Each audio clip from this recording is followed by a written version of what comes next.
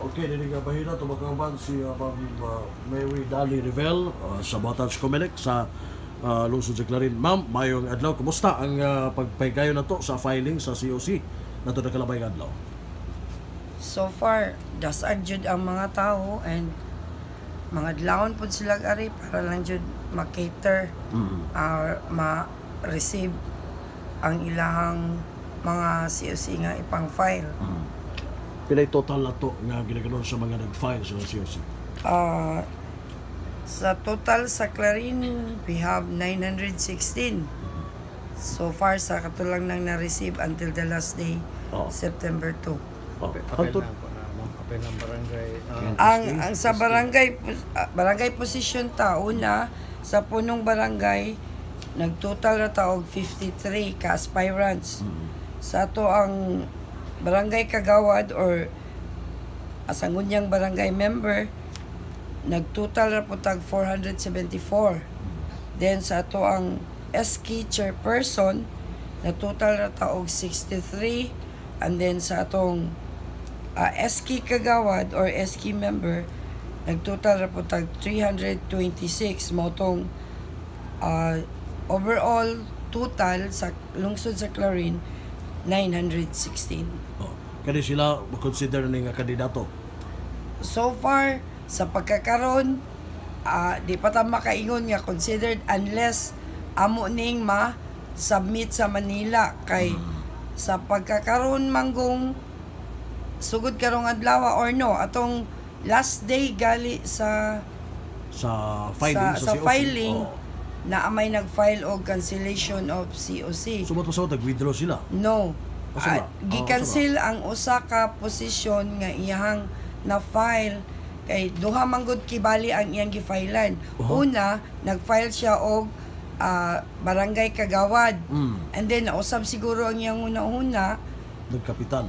Nagkapitan. Nag-file na po siya kapitan on the last day of filing sa COC. So ato man gyud nang resibon basta wala lay mga kakulangon sa iyang COC. So na-receive na-file as punong barangay. So duha na ang iyang na-file.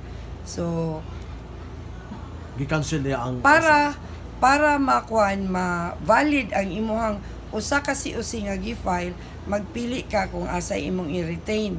So nag-file siya o cancellation sa iyang SK barangay kagawad nga COC and gi-retain niya ang punong barangay.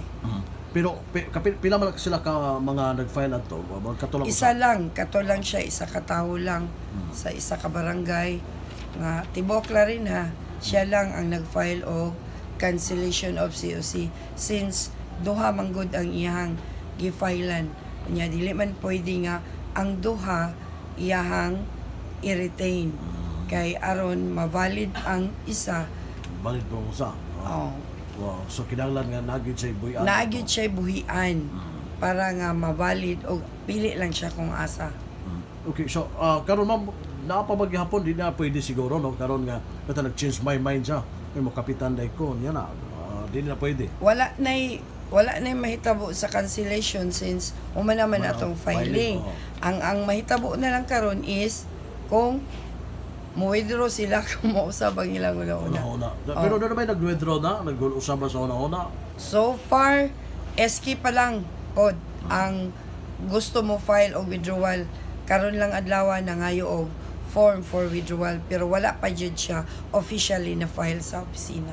Hangtod kano sa pwede nga mag-file o withdrawal? Taman sa kay aron siguro dili na ma-official kung once nga mapasa ninyo ma-official candidate din sila. Pwede man gihapon siya. Pwede man gihapon siya mag-file o withdrawal pero special na email dito painon sa Manila. Pero karon so far mura nga SK lang. SK pa lang pod. Okay. So sa pagkaron ma'am ang inyong ang Batangas Comelec kung sa may gidahuman ninyo gi-expect labi na sa nagsingabot nga barangay and SK election sa lungsod sa Clarin. Manghinaot lang mi nga ang tanang mga aspirants nga nang file at tama na itong September 2 nga magpadayon na to sila ba nga dili maghimo og Binuang. kagubot or magbinuang until na dayon sa election day kay kabalo naman sila unsay mga prohibition, unsay mga violation, kumbaga ataman sa November 29 election period na to. Kabalo na sila ana kay matag barangay nagkandak mi og voters education and voters information, and nakabalo sila kung unsay mga angay og dili angay buhaton isip usa ka kandidato sa maong barangay. Hindi po sila kuan karon, di na kay basyo niya uban sugod-sugod na bisita ngadto sa mga balay-balay nga wa pay campaign period. Ilahan na sad na basta nakabalo sila nga September 3 after sa filing September 3 up to October 18 prohibited jud ang campaigning tungod kay it will constitute illegal campaigning. Bahala na sila sa ilahang kaugalingon kung ilan ang i-violate nga prohibition since nakabalo man sila nga bawal sila mangampanya anang panahon na. Pero dili ta mangampanya ma'am, magpailalan ko nga ako si kuan, di ko mingon nga butari ko. Pwede ra. Ilahan na pud na basta kay ang among giingon nga dili gyud sila mangampanya. More gyud na naala nila kung unsa ilang strategy to inform the constituents sa ilang barangay nga ning kandidato sila basta kay bawal jud ang pagpangampanya. Yung sa nato Kabalo pagkabalo sila. ma, mga wala sila ng kampanya or wala ba tay monitoring nila? Depende na dayon na sir kung naay usan naman gyud na daan nga ug naay mo react or naay mo reklamo or naay mo petition, then ila mapud siguro nang i-file diri sa amuang opisina nga mauna, then subject na pud ta dayon sa mga evidences kung na himo ba gyud ang maong or tinuod ba ang maong gihimo sa usa ka kandidato sa ilang lugar. Okay, thank you Ma'am Dali, and siguro ipaabot imong mensahe taga Clarinoon ining bahina labo sa nagsingabot nga pinili ay sa barangay. Okay, mga katawan sa Clarin, since nahuman naman jud ang ato ang filing sa COC, manghinaot ko nga ang pagkandak sa atong election diri sa Clarin mahimong mahapsay, malinawon, malampuson, nga walay kagubot since ang mga kandidato man maoy pahigayon ba or magpasiugda sa kalinaw sa ato ang umaabot nga eleksyon kay diha man magagikan kanila ang pangayo siguro ninyo sa ilahang suporta, and then hopefully wala lang tayo mo violate, wala lang pud tayo himo og kagubot. Dugoon nga mga dugoon nga mga panghitabo, di ta magampo ana.